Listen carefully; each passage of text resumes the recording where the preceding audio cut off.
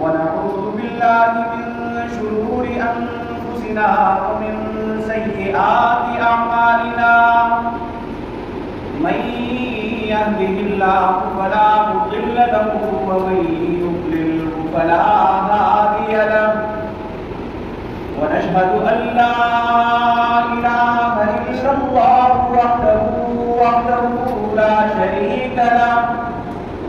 لا شريك له ولا نذير له ولا مثير له ولا مثل له ولا مثال له لا ولد له ولا والد له ولا عم له ولا خال له أبدي سرمدي أزلي ونشهد أن سيدنا وسندنا وحبيبنا وشفيعنا ومولانا محمدا عبده ورسوله صلى الله تعالى عليه وعلى آله وأصحابه أما بعد فأعوذ بالله السميع العليم من الشيطان اللعين الرجيم بسم الله الرحمن الرحيم قل إن صلاتي ونسكي ومحياي ومماتي لله رب العالمين صدق الله مولانا العظيم وصدق رسوله النبي الكريم ونحن على ذلك لمن الشاهدين والشاكرين والحمد لله رب العالمين.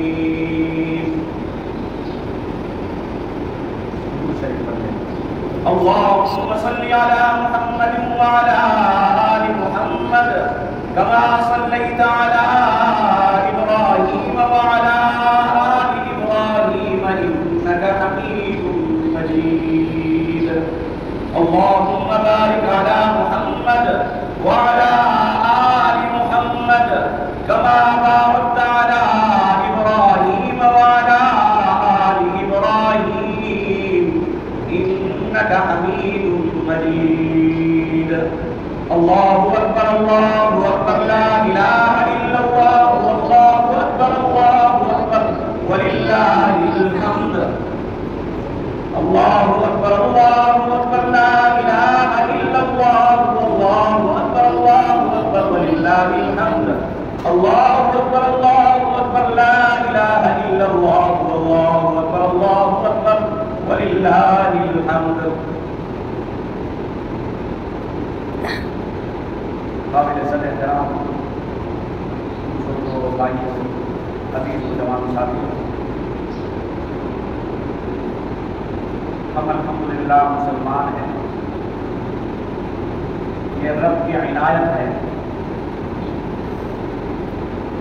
اور مسلمان وہ ہوتا ہے الدنیا سجن المؤمن وجنت الکافر، اور کما قال علیہ الصلوۃ والسلام کہ دنیا مومن کے لیے قید خانہ اور کافر کے لیے دین اسلام کے دشمن اور منکر کے لیے جنت ہے. لیکن اللہ رب العزت ہے عالم اسلام کے مسلمانوں کے لیے خوشیوں کے حدود بھی مقرر کیے ہیں. ہر چیز کے ضابط اور اصول بیان فرمائے.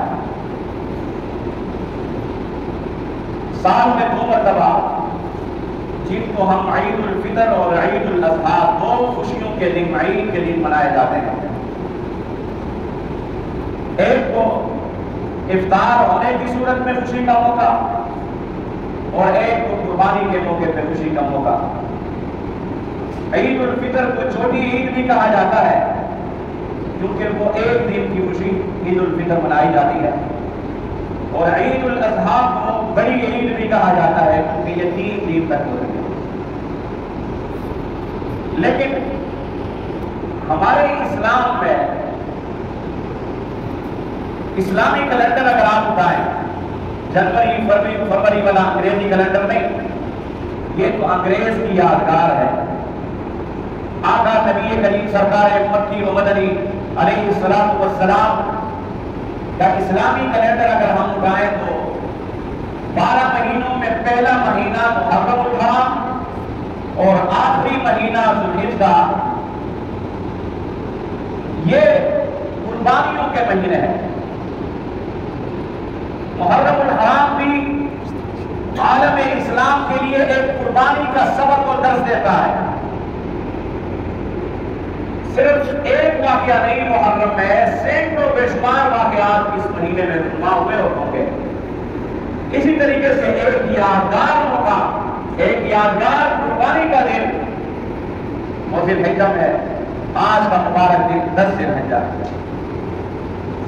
گویا کہ ہمارا دین ہماری ابتدا بھی قربانی سے اور ہماری انتہا، سال کا شروع بھی ابتدا وہ بھی قربانی کا درس دیتا ہے اور سال کا آخر بھی قربانی کا درس دیتا ہے۔ اسی لیے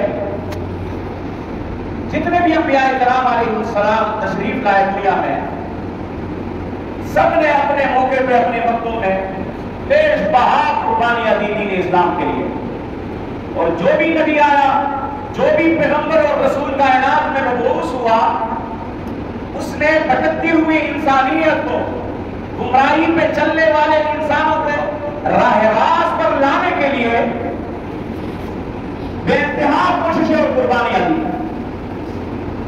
اپنا تن من دم قربان کر کے اپنی امت کو جہنم میں جانے کے بجائے جنت میں بنانے کے لیے فکر کی۔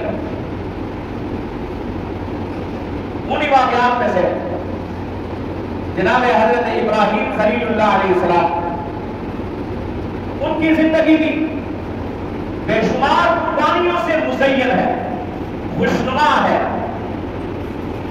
بچپن سے جو ہے سلامتن کر دیے گئے، نمرود کی آگ میں ڈالا گیا، اللہ نے ان کو اس امتحان میں کامیابی عطا کی۔ کافروں کے اور فروشوں کے دودھ کو توڑا، اپنے علاقے سے جلا وطن کر دیے گئے۔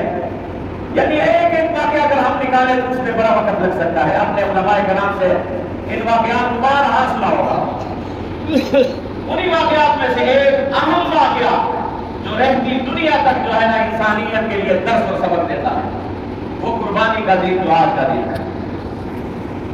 اس دن قربانی کا واقعہ جیسا پیش آیا، آپ جناب ابراہیم خلیل اللہ 7 ذی الحجہ کی رات ہے تو آپ دیکھتے ہیں رب العالمین ارشاد فرماتے ہیں، حکم فرماتے ہیں، ابراہیم خلیل اللہ میرے خلیل صبح اٹھ کے میرے لیے اپنی عزیز چیز قربان کر دیجیے۔ صبح اٹھ کے ابراہیم خلیل اللہ اٹھتے ہیں اور اس دور میں دل کو چاہنے والی چیز، محبوب چیز، عزیز تر چیز وہ مال ہوا کرتی تھی۔ صبح اٹھ کے ابراہیم خلیل اللہ 100 اونٹوں کی قربانی دے رہے ہیں۔ کوئی منطقی من گلت جواب نہیں دیا، سوچ نہیں کیا کہ یہ تو خواب ہے، خواب تو ویسے بھی ہو سکتا ہے۔ نہیں، اللہ کے حکم کی تعمیل میں 100 اونٹوں کی قربانی دی۔ 8 ذی الحجہ کو پھر جب آرام فرما رہے ہیں، پھر حکم ہوتا ہے رب العالمین کی طرف سے، ابراہیم میں نے آپ سے محبوب چیز کی قربانی مانگی ہے۔ صبح اٹھ کے پھر بھی 100 قربانیاں دے رہے ہیں اونٹوں کی۔ تیسری رات میں جب سوتے ہیں تو اللہ کا حکم آتا ہے، ابراہیم میں تجھ سے عزیز تر چیز کی قربانی مانگ رہا ہوں۔ صبح اٹھتے وقت اپنے دل سے یہ جو ہے نا فیصلہ کر لیا کہ ابراہیم مجھے اپنے رب کی طرف سے جو حکم مل رہا ہے اس حکم میں کوئی حکمت پوشیدہ ہے۔ میری عمر 80 برس ہے اور 80 برس کی عمر میں مجھے اسماعیل جیسا صالح پیدا ہوا ہے جس سے میرے دل کی دھڑکنیں دبا ہوئی ہے۔ لہذا اونٹوں کی قربانی نہیں مانگ رہے میرے رب، بلکہ میرے دل کی عزیز تر چیز جو اسماعیل ہے، میرا بیٹا ہے، میرا لفظ جگر ہے، اس لفظ جگر کی قربانی مانگ رہے ہیں۔ اٹھنے کے بعد اپنی گھر والی اماں ہاجرہ سے فرمانے لگے، ہاجرہ اٹھی ہے اور اپنے لفظ جگر کو بنا سنوار کر کپڑے نہلا دھلا کر پہنا دیجیے۔ اماں ہاجرہ پوچھتی ہے، اے میرے سردار کہاں جانا ہے، کہاں کا ارادہ ہے؟ ابراہیم سوچنے لگے خاتون سے نہیں دل میں کوئی اور شک و شبہ پیدا ہو جائے۔ ابراہیم فرمانے لگے، ہاجرہ میں اسے اپنے مالک سے ملانے لے کے جا رہا ہوں، اس کو ذرا جلدی تیار کر دیجیے۔ اور جلدی تیار کرنے کے بعد اپنے ساتھ چپکے سے رسی اور پٹی بھی لے گئے۔ وادی مینا میں پہنچنے کے بعد اے قربان ایسے باپ بیٹے تھے، جب وادی مینا میں پہنچتے ہیں آج حاجی وہاں بیٹھے ہوئے ہیں اسی آداب پر عمل کرنے کے لیے، وہ قربان جاؤں اس خاندان پر کہ ان کا ایک ایک عمل قیامت کی صبح تک قائم و دائم ہوگی، اور ہر حاجی کو اس عمل کا پابند بنا دیا گیا۔ کبھی اماں ہاجرہ کی صفا مروہ میں سعی کو حج کا ایک رکن بنا دیا گیا، ایک عمل بنا دیا گیا۔ کبھی زمزم پہ حضرت اسماعیل کے پاؤں کی ایریا رگڑنے سے جو پانی نکلا وہ تمام دنیا کے لیے ایک آب حیات ثابت ہو گیا۔ وادی مینا میں پہنچنے کے بعد حضرت اسماعیل جن کی عمر ابھی 13 سال ہے، بچہ ہے، لڑکپن ہے، اس وقت اپنے بابا اپنے لگتے جگر سے ارشاد فرماتے ہیں میرے بیٹے، قال یا بنی فلما بلغ معه السعي قال یا بني انی ارى في المنام انی اذبحك فانظر ماذا ترى۔ اے میرے لگتے جگر اسماعیل، میں تجھے خواب میں دیکھ رہا ہوں، میرے ہاتھ میں چڑی ہے، گردن تیری ہے، حکم میرے رب کا ہے، فانظر ماذا ترى۔ اے میرے بیٹے، میں نے تو اللہ کے حکم کی تعمیر تو ہر صورت میں کرنی ہے، لیکن تیرا کیا ارادہ ہے؟ تو کیا کہتا ہے میرے رب کے حکم کے بارے میں؟ اسماعیل علیہ السلام نے کوئی منطقی جواب نہیں دیا، بابا یہ تو خواب ہے، خواب بھی غلط ہو سکتا ہے۔ نہیں نہیں، فرمایا یا ابت افعل ما تؤمر، اے میرے بابا جان تو وہ کام کر گزری ہے جس کا تجھے حکم اور آرڈر ملا ہے، ستجدنی انشاء اللہ، عنقریب تم مجھے پائے گا من الصابرین، اللہ کے حکم سے اے میرے بابا جان تم مجھے صبر کرنے والوں میں سے پائے گا۔ چھوٹی عمر اور موحدے سے کہ یہ نہیں فرمایا کہ میں صبر کرنے والے سے ہوں گا، بلکہ کیا فرمایا انشاءاللہ۔ ذرا بتا دیجئے کہ ہر چیز کا مالک کون ہے؟ خوشی کا دن ہے، ذرا زور سے اللہ کا نام بلند کیجئے۔ بیماروں کو صحت بخشنے والی ذات کون ہے؟ اللہ ہی یا اللہ بھی؟ ذرا بتا دیجئے، اللہ ہی، اللہ کے ساتھ کوئی شریک نہیں ہے۔ اور کائنات کو پیدا کرنے والا کون؟ اللہ ہی۔ بیماروں کو شفا عطا کرنے والا کون؟ کائنات کی ہر چیز پر قادر مطلق کون؟ اللہ ہی۔ اسماعیل علیہ السلام عرض کرنے لگے یا ابت افعل ما تؤمر۔ اب یہاں پہ شیطان خناس جو ہے ضعیف، فوراً مینا میں پہنچنے سے پہلے ایک مرتبہ آتے ہیں ابراہیم علیہ السلام کے سامنے۔ ابراہیم یہ تو کیا کر رہا ہے؟ اس بڑھاپے کی صورت میں اللہ نے ایک صالح اولاد عطا فرمائی ہے اسماعیل کی شکل میں، تم اسے قربان کرنے جا رہا ہے؟ ابراہیم نے 7 کنکر اٹھا کے اس کو مارا، تھوڑی دور جا کے دوبارہ آیا اور دوبارہ کہنے لگا ابراہیم نہ کیجیے، اپنے لگتے جگر کو اس طرح کی جو ہے نہ چھری کے حوالے نہ کیجیے۔ ابراہیم نے پھر پتھر اٹھا کے مارے، تیسری جگہ پھر اللہ نے وہ عمل ابراہیم کا آج تک جو ہے نا قائم دائم رکھا کہ نہیں؟ ہر حاجی وہ واجب عمل کرتا ہے کہ نہیں کرتا؟ اس کا ہاتھ حج جو ہے نامکمل ہوتا ہے جب تک وہ رمی نہ کرے جبرائیل۔ سوچئے میرے بھائی، یہ قربانیوں کے دنوں میں اللہ رب العزت اس عمل کو زندہ کرنے کے لیے ہمیں کیوں یہ حکم دے رہے ہیں؟ وقت چونکہ انتہائی مختصر ہے، مختصر اثر وہاں پہ بی بی ہاجرہ کے پاس آتا ہے۔ جب وہاں پہ ناکامی ہوتی ہے، شیطان بزرگ اور بابے کی صورت میں وہاں پہنچتا ہے اور ہاجرہ سے کہتا ہے آپ کو پتا ہے کہ ابراہیم کدھر ہے؟ انہوں نے کہا کہ میرا ابراہیم اپنے لگتے جگر کو لے کر کہیں گیا ہے، مجھے پتا ہے۔ وہ بابا ان کو کہتا ہے ہاجرہ آپ کے لگتے جگر کو ذبح کرنے جا رہا ہے۔ اما ہاجرہ نے فرمایا اے شیطان لعین، کیا کوئی ایسا بھی باپ ہو سکتا ہے، ایسا باپ کہ جو اپنے بیٹے کو ذبح کرے؟ کوئی ایسا عمل کبھی ہوا ہے؟ لیکن اگر بالفرض ابراہیم خلیل اللہ سے عمل کر رہا ہے تو یقیناً اس کو رب جلیل سے کوئی حکم ملا ہوگا، اسی حکم کی تعمیل میں وہ وہاں گئے ہوں گے، وہاں سے بھی ناکامی ہوتی ہے۔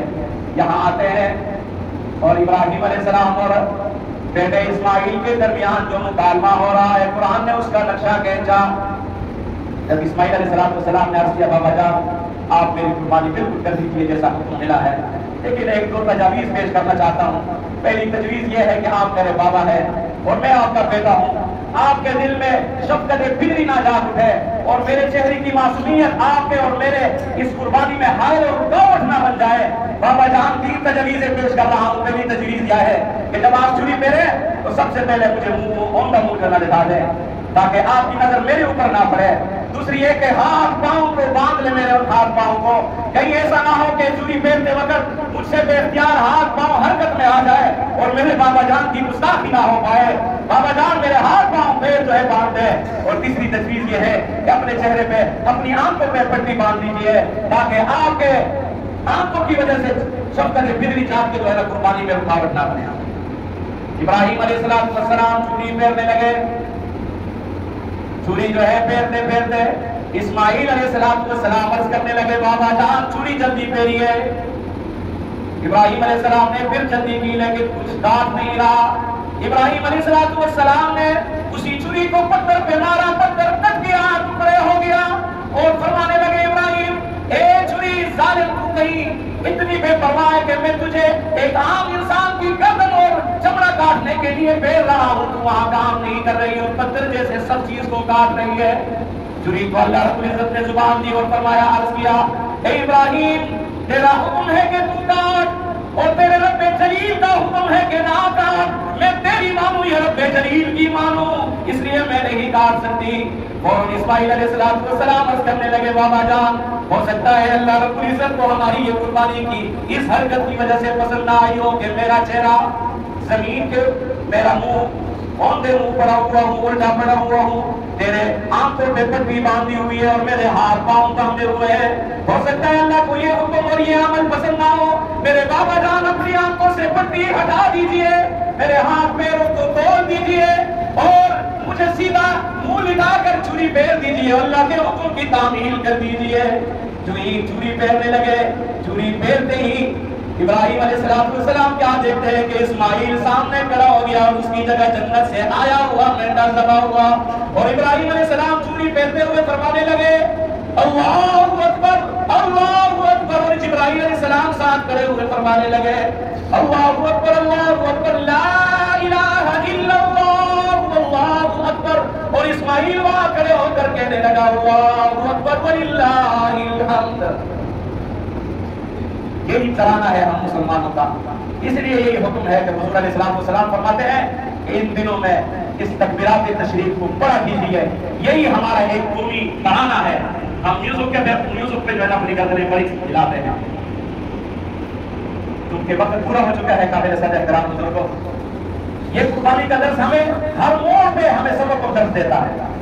انہی قربانیوں میں سے آپ حضرات جیسے مخیر حضرات کی وجہ سے ایسے دین کے ادارے قائم ہیں، مساجد اور خانقاہیں قائم ہیں، آپ جیسے مخیر حضرات۔ سوچئے جی آج الحمدللہ ہم مسلمانوں کا خوشی کا موقع ہے اور یہ قربانی کا موقع ہے، اور اس دن اللہ رب العزت کا حکم ہے کہ قربانی کے لیے قربانی کیجیے۔ جن کو نے اللہ رب العزت نے توفیق عطا فرمائی کہ وہ قربانی کر رہے ہیں، اللہ رب العزت سب سے قبولیت عطا فرمائے۔